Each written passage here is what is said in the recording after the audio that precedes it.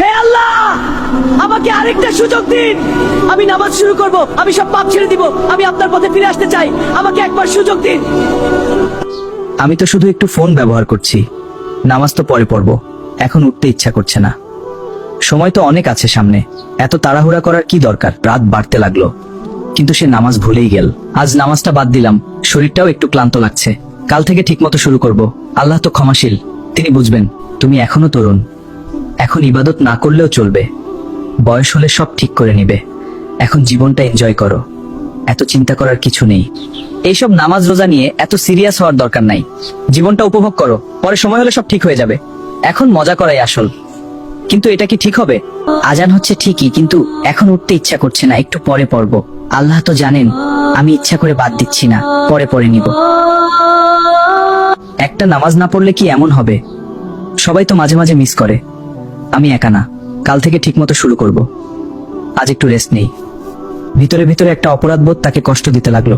আগে আমি নিয়মিত নামাজ পড়তাম, এখন কেন জানি আর মন চায় না। আমি কি ধীরে ধীরে আল্লাহ থেকে দূরে চলে যাচ্ছি? আমি কি সত্যিই সুখে আছি? এত কিছু করার পরেও কেন শান্তি পাচ্ছি না? মনে হচ্ছে কিছু একটা হারিয়ে ফেলেছি। রাত যত গভীর হলো তার অস্থিরতা তত বাড়তে লাগলো। আজ খুব অস্থির লাগছে, বুকটা কেমন চাপচাপ করছে। মনে হচ্ছে কিছু একটা ঠিক হচ্ছে না, হয়তো ঘুমালেই সব ঠিক হয়ে যাবে। ঘুমানোর পর সে এমন এক জায়গায় পৌঁছালো যেটা তার জীবনের মোড় ঘুরিয়ে দেবে। আমি কোথায় চলে এসেছি? চারপাশে এত অন্ধকার কেন?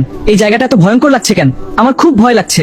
তুমি কি ভেবেছিলে তোমার প্রতিটা কাজের হিসাব হবে না? তুমি কি মনে করেছিলে নামাজ ছেড়ে দিলেও কেউ কিছু বলবে না?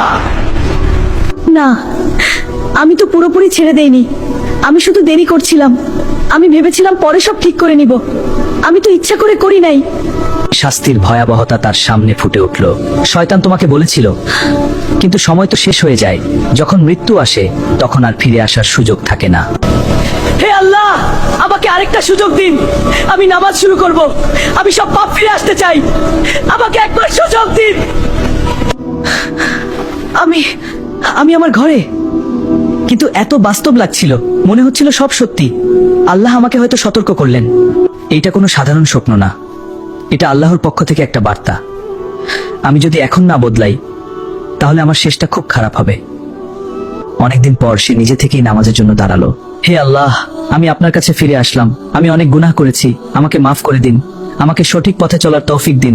আমি আর কখনো আপনার আদেশ অমান্য করব না। আমি নামাজ ছাড়ব না। আমি শয়তানের ধোঁকায় আর পড়ব না।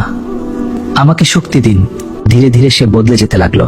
শয়তান সবসময় ছোট ছোট পাপ দিয়ে শুরু করায়, তারপর ধীরে ধীরে মানুষকে পুরো পথভ্রষ্ট করে দেয়। তাই এখন থেকেই সাবধান থাকতে হবে বলে। শেষটা এখানেই না, এটা ছিল নতুন জীবনের শুরু। যদি সত্যিই বাঁচতে চান তাহলে আজ থেকেই আল্লাহর পথে ফিরে আসুন। নামাজ, কোরআন আর তওবাই আমাদের একমাত্র মুক্তির পথ।